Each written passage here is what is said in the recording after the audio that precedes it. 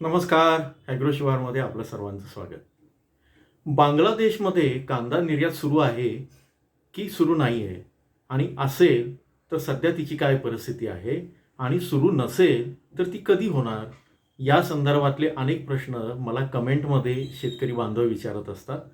आणि कालही मी जो व्हिडिओ केला त्याच्याही खाली काही कमेंट तुम्ही वाचू शकता की आम्हाला बांगलादेशच्या निर्याती संदर्भात सांगा, उत्सुकता आहे. आणि काळजी पण आहे की जर बांगलादेशला किंवा इतर ठिकाणी जर निर्यात चांगली सुरू झाली, सुरळीत राहिली, तर आमचे कांद्याचे बाजारभाव वाढतील. कारण यंदा कांद्याचे बाजारभावाची स्थिती तुम्ही सर्व बघत आहात. काल कांद्याच्या संदर्भात एकूण आढावा घेणारा आपण व्हिडिओ केला होता.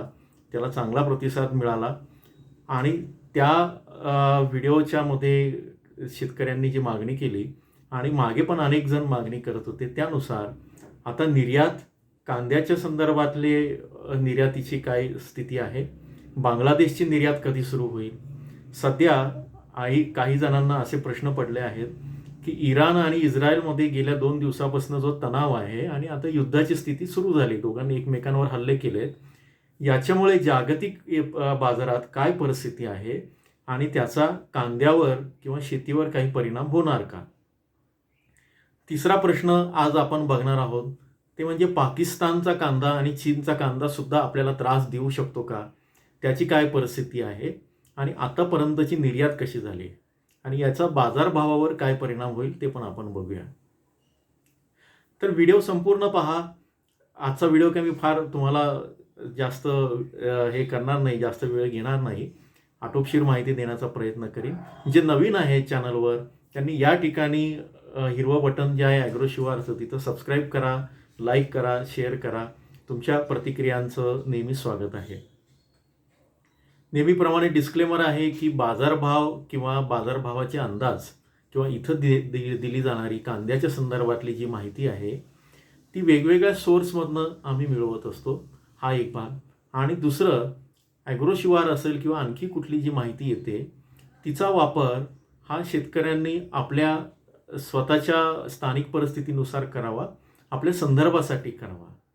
बाजारभाव आणि त्याचे अंदाज हे हवामान, आयात निर्यातीची धोरणं, मागणी पुरवठ्याचं गणित, त्याच्यानंतर ग्राहकांची मागणी, अशा सगळ्यांवर अवलंबून असतात, सरकारी धोरणांवर अवलंबून असतात. त्यामुळे ते आज सांगितलं तर उद्या त्याच्यामध्ये अचानक काही बदल घडू शकतात. जसं की आत्ताची ही तणावाची परिस्थिती आहे किंवा मधल्या काळामध्ये बांगलादेश भारत, बांगलादेश पाकिस्तान अशी स्थिती होती. त्यामुळे या संदर्भातली जी माहिती आहे त्याचा माहिती म्हणून वापर करा, संदर्भासाठी वापर करा. कारण तुम्हाला माहिती सक्षम करणं हा ॲग्रोशिवारचा उद्देश आहे, हे मी तुम्हाला नेहमी सांगत असतो. तर चला तर आता पुढे जाऊया. सर्वप्रथम बांगलादेशची काय परिस्थिती आहे, बांगलादेशात गेल्या 2-3 महिन्यापासून ते आपण बघूया. जसं मागच्या 2-3 व्हिडिओमध्ये मी असं सांगितलं आहे की बांगलादेशमध्ये यंदा जो कांदा आहे तो जवळपास 30% जास्त आहे. बांगलादेशमधला जो फरीदपूर नावाचा परिसर आहे त्या सगळ्या याच्यामध्ये तो कांद्यासाठी ओळखला जातो. जसं नाशिक, पिंपळगाव, लासलगाव, नगर हा भाग कांद्यासाठी प्रसिद्ध आहे, तसा तिथं त्या पद्धतीचं आहे. तिथे यंदा कांद्याची लागवड 30% जास्त झाली. पण दुसरी बातमी एक जी भारतासाठी किंवा आपल्या स्थानिक कांद्यासाठी दिलासादायक आहे ती अशी आहे की तिथे एप्रिल नंतर कांद्याचे जे बाजारभाव आहे ते वाढायला सुरुवात झाली. डेली स्टारनं दिलेल्या बातमीनुसार बांगलादेशमध्ये साधारण एप्रिलच्या शेवटच्या आठवड्यात किंवा मेच्या याच्यापासूनच जे साधारण 35 ते 40% तिथलं जे चलन आहे बांगलादेशचं, हे जे बाजारभाव होते ते 70च्या पुढे गेले, 70% पोहोचले. असं का झालं? तर याच्यामध्ये तिथल्याही शेतकऱ्यांनी सुरुवातीला कांदा मार्केटमध्ये जास्त आणला, नंतर तो होल्ड केला, स्टोरेजला गेला आणि आता ईद नंतर त्यांचा जो कांदा आहे आता या सगळ्या याच्यामध्ये तिथं मागणी वाढली, त्यामुळे बाजारभाव वाढले. आता माध्यमांमध्ये बांगलादेशच्या किंवा लोकल माध्यमांमध्ये अशी बातमी आहे की अशी चर्चा आहे की कांद्याचे बाजारभाव वाढलेले आहेत आणि त्याच्यातनं दिलासा कधी मिळणार. मागच्या वर्षी साधारण याच काळामध्ये किंवा याच्या थोडंसं आधी बांगलादेश सरकारनं, ही 2024चं सांगतोय, की जेव्हा बाजारभाव आपल्याकडे तर निर्यातीवर निर्बंध होते असं असताना सुद्धा त्यांनी त्यांच्या आयातीवरचे निर्बंध कमी केले, म्हणजे आयात शुल्क 10%वरनं 0% आणलं. कारण काय तर भारतातनं आयात केलेला कांदा तिथं स्वस्त मिळावा म्हणून. आणि तो कांदा त्यावेळेसची तुम्हाला सगळ्यांना आठवत असेल, बातम्या अनेकांनी दिल्या असतील किंवा अजूनही तुम्हाला बघायला मिळतील, तर 50,000 मेट्रिक टन कांदा आयात करण्याचा त्यावेळेस निर्णय घेतला होता आणि नंतर तो वाढला. तुम्हाला जसं मी मागच्या व्हिडिओमध्ये सांगितलं आहे की भारतामध्ये एकूण उत्पादनाच्या जी कांदा निर्यात होते ती साधारण 15 लाख मेट्रिक टनापासून तर 27 लाख मेट्रिक टनापर्यंत आहे. 2023-24 मध्ये ती 27 लाखाच्या आसपास गेली होती. नंतर निर्यातीवर निर्बंध आले आणि मागच्या वर्षीची जी कांदा निर्यात होती ती आता तिथून जी घटली आहे ती आजतागायत म्हणजे मार्च महिन्याच्या शेवटी जी बातमी आली ती 11.54 लाख मेट्रिक टन इतकीच कांदा निर्यात झाली आहे. जवळपास 33% ती घटली आहे. एप्रिलमध्ये कांद्याचं निर्यात शुल्क रद्द केलं आणि त्यातनं निर्यात वाढेल अशी अपेक्षा होती. एप्रिल, मे आणि आता जूनचा निम्मा जून गेलेला आहे, याची आकडेवारी आलेली नाही आहे. तरी पण निर्यातदार असं सांगतायत की या प्रत्येक महिन्यात साधारण 1 ते 1.5 लाख मेट्रिक टन कांद्याची निर्यात होऊ शकते किंवा अपेक्षित होती. त्याची फायनल आकडेवारी नाही आहे, पण तरी पण साधारण आजतागायत ती 14 ते 15 लाख मेट्रिक टन व्हायला पाहिजे आहे. आता प्रत्यक्ष किती झाली, कमी झाली असं पण असेल. गेल्या महिनाभरापासून जागतिक परिस्थिती बदलते आहे. बांगलादेशच्या संदर्भात मी पुढे सांगणार आहे, निर्यात कधी सुरू होईल, काय स्थिती आहे. आपल्याला सुरुवातीला बांगलादेश आणि आपले संबंध तणावाचे राहिले, मग ते बॉर्डरवर काय त्याच्यामध्ये अडचणी आल्यात असं सांगितलं गेलं. नंतर पाकिस्तानने आपल्यावर जे पहलगाम प्रकरणानंतर सिंदूर ऑपरेशन आणि त्यानंतर आपल्यामध्ये युद्धजन्य स्थिती आली. नंतर ते मागे घेतल्यानंतर आपल्या ज्या व्हेसल्स होत्या म्हणजे आपली जी जहाजं होती ती आपण कराची बंदरावरनं न जाता परस्पर UAEला पाठवायला लागलो. आपला कांदा त्या पद्धतीने जात होता. याच काळामध्ये पाकिस्तानचा जो कांदा होता तो संपलेला होता साधारण मे महिन्यात. पण आता पाकिस्तानच्या संदर्भात आणि चीनच्या संदर्भात 2 बातम्या आहे. तर आता मी तुम्हाला 3 गोष्टी सांगणार आहे.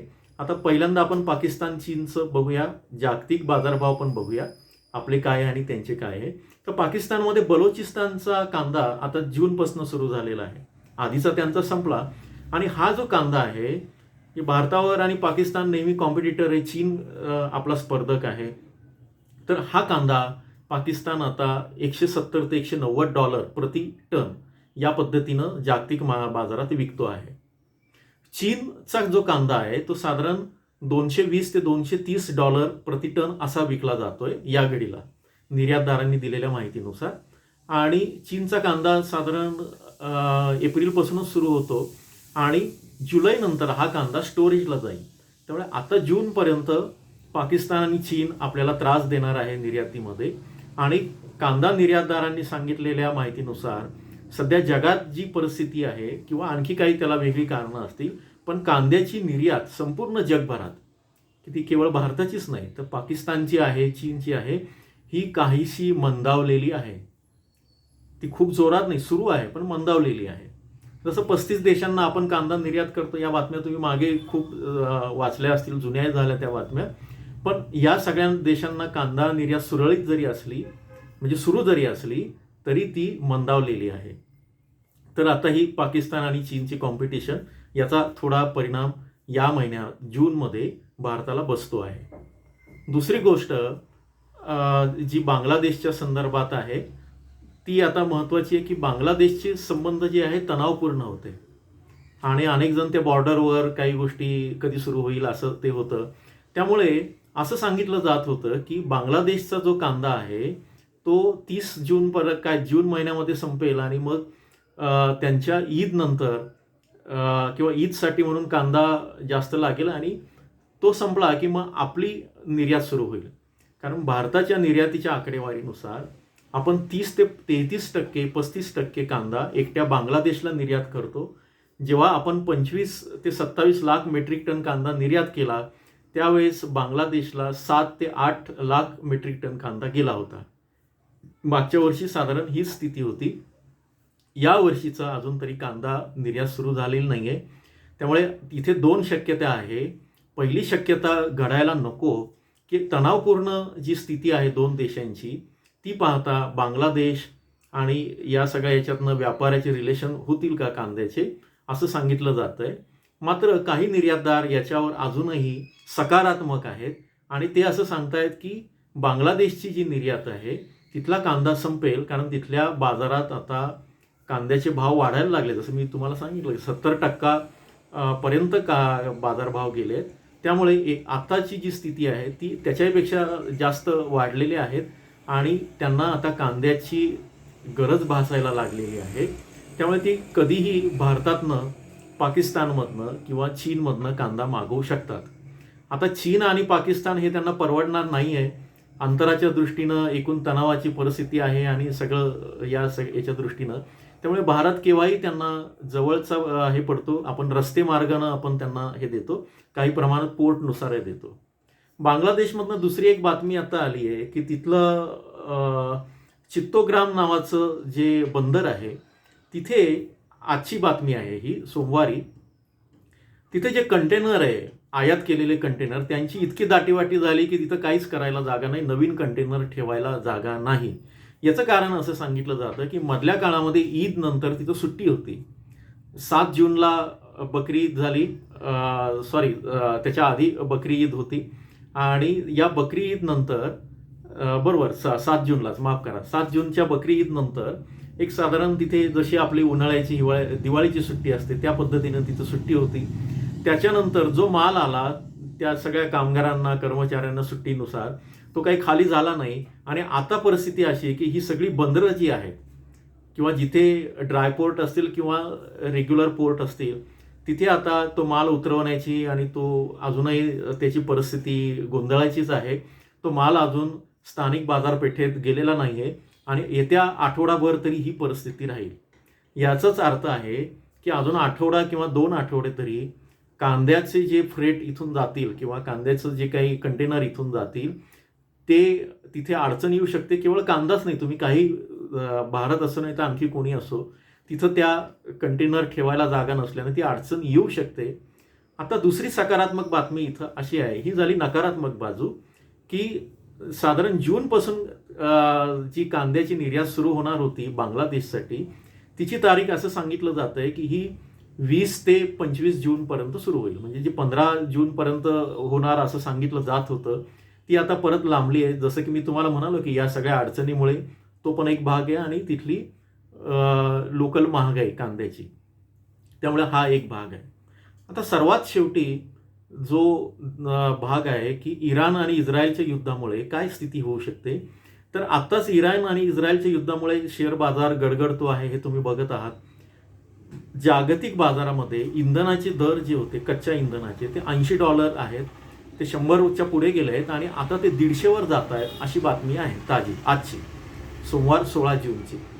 तर आता हे जर दर वाढले तर येणाऱ्या काळामध्ये ट्रान्सपोर्टेशन वाढेल आणि तो खर्च, आयात निर्यातीचा खर्च वाढू शकतो, हा एक भाग आहे.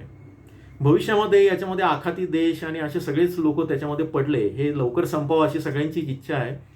तर त्यामुळे येणारा माल जो महाग होऊ शकतो आणि जाणारा माल पण तो कदाचित जाणार नाही, मग तो कांदा असेल किंवा आणखी काही असेल. पण निर्यातदारांचं म्हणणं काय आहे की सध्या तरी भारताचा आणि या एकूण याचा काही संबंध नाही, कारण आपण इराणचं कुठलंही बंदर वापरत नाही आहोत, इराणमधनं आपण तेल आयात करत नाही आहोत. पण जरी आयात करत नसलो तरी इराणमुळे बाकीच्या ठिकाणचं तेल म्हणजे काय संयुक्त अरब अमिराती आहे, कुवेत आहे, कतार आहे किंवा रशिया आहे, इथलं तेल महाग होऊ शकतं असं सांगितलं जातं आहे, कारण तिथं एक कुठला तो रस्ता आहे तो सध्या तिथं बंद आहे.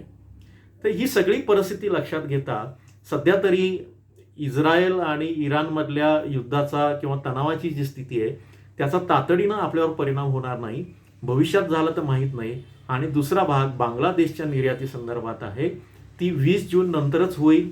मात्र त्याच्यामध्ये होईल किंवा नाही होणार अशा 2 शक्यता आहे. असं जरी असलं तर मी जसं परवाच्या व्हिडिओत सांगितलेलं आहे त्याचा मी इथं लिंक देईन, कालच्या व्हिडिओत जे सांगितलं आहे की कांद्याचे बाजारभाव कसे वाढते राहणार आहे आणि ते सध्या स्थिर आहे, ते खालावलेले नाही आहे, ते काही पर्सेंटमध्ये वाढत आहेत. त्यासाठी तुम्ही तो व्हिडिओ रेफर करा त्यामुळे तशी काळजीचं आता तरी काही कारण दिसत नाही आहे. अधिकाधिक माहितीसाठी, ताज्या माहितीसाठी चॅनलशी जोडून राहा. तुमच्या प्रतिक्रियांचं स्वागत आहे. नमस्कार.